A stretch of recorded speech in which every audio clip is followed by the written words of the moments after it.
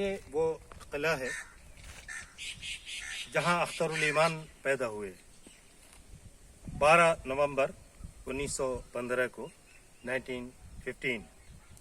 उर्दू नज़्म के मुमताज़ शायर अख्तरुल ईमान अपनी पैदाइश के बारे में जिस किला पत्थरगढ़ का जिक्र किया है, जिसे उर्फ़ आम में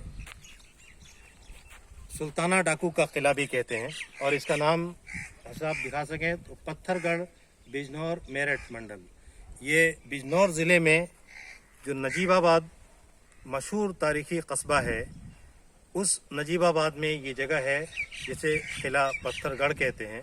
आज भी ये मौजूद है। शानदार किला है, बहुत अच्छी हालत में तो नहीं है, लेकिन इस किले के दरो दीवार बताते हैं कि कभी ये बहुत आबाद था यह किला, और यहीं इसी किले के आसपास आबादी थी जिसमें कूस के छप्परों में अख्तरुल ईमान की पैदाइश हुई थी। उसका जिक्र बार बार अख्तरुल ईमान ने अपनी तहरीरों में किया है। वो किला पत्थरगढ़ को याद करते थे, यही वो किला पत्थरगढ़ है। नजीबाबाद, बिजनौर, उत्तर प्रदेश, इंडिया। भारत की रियासत उत्तर प्रदेश में ज़िला बिजनौर,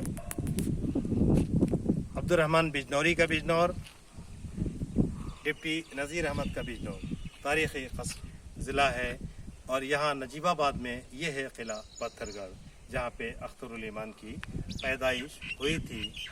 शब माह तू है, सहर भी तू, कि फ़ुग़ा भी तू है, असर भी तू, ये तेरे बहार के दिन सही, ये तेरे निखार के दिन सही, न मिटा किसी को संभल संभल, सरे राह यूं न बहक के चल, कि ज़मीं पे रहते हैं और भी जिन्हें हुस्न से भी लगाव है, जिन्हें ज़िंदगी भी अजीज़ है, ये जिन्हें ज़िंदगी भी अजीज़ है।